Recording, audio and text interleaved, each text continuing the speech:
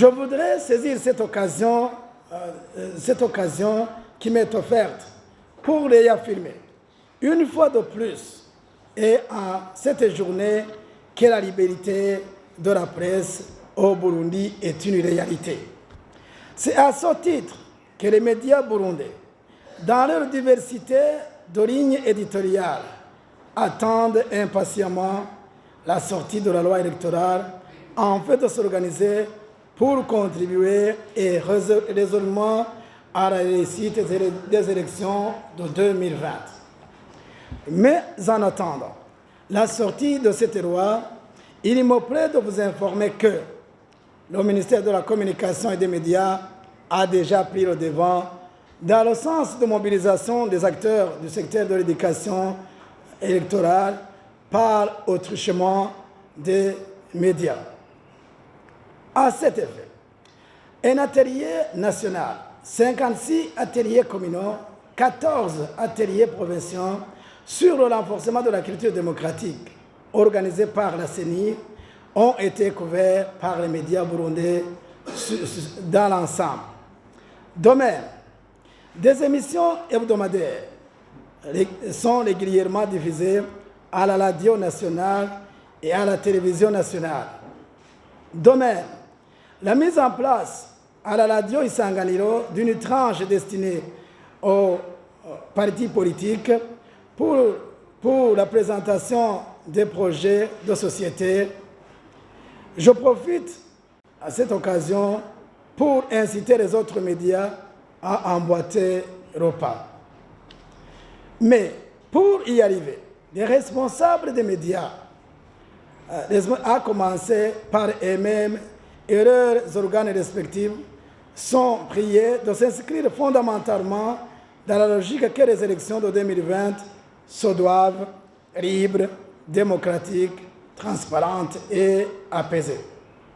Mais en outre, les engagements que nous demandons de prendre, il n'est pas superflu de demander et même de rappeler une fois de plus aux responsables des médias de cultiver de façon continue le sens élevé de responsabilité, de dialogue, du respect de la loi, de l'ordre public, particulièrement en période électorale.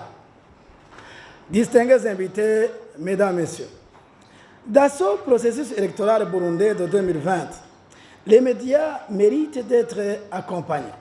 C'est pourquoi je lance un appel pressant aux organes de régulation et d'autorégulation. Je nomme prioritairement le Conseil national de la communication ainsi que toutes les associations professionnelles des médias, afin qu'ils puissent jouer pleinement leur rôle, surtout en période électorale. Je demande également aux partenaires du gouvernement de nous appuyer dans cette noble tâche. Le code de conduite des partis politiques, des médias et de l'administration et les autres lois actuellement en vigueur doivent être suivis et respectés. À nos principales sources d'information en période électorale, qui sont les partis politiques, je leur demande instamment de comprendre que de même, au nom de la liberté de la presse, ils ne sont pas les seuls sur la scène politique. L'équité est donc de mise de la part de nos médias. Distingués invités, mesdames, messieurs, ainsi, je demande aux divers intervenants dans le processus électoral à respecter scrupuleusement le travail et la sécurité des journalistes, qui n'est autre que la voix, l'œil et l'oreille de la population burundaise.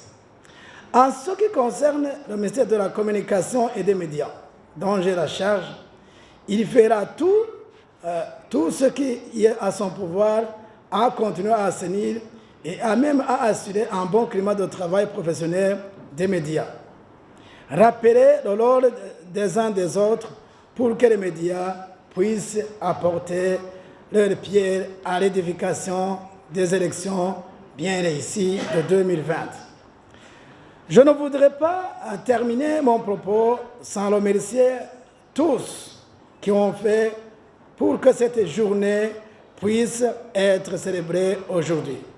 En particulier, l'UNESCO, le CNC, la Maison de la Presse, l'Association burundaise des radiodiffuseurs, l'Association des femmes journalistes, l'Association des journalistes de sport au Burundi, ainsi que d'autres responsables des médias, sans oublier les organisations des professionnels des médias.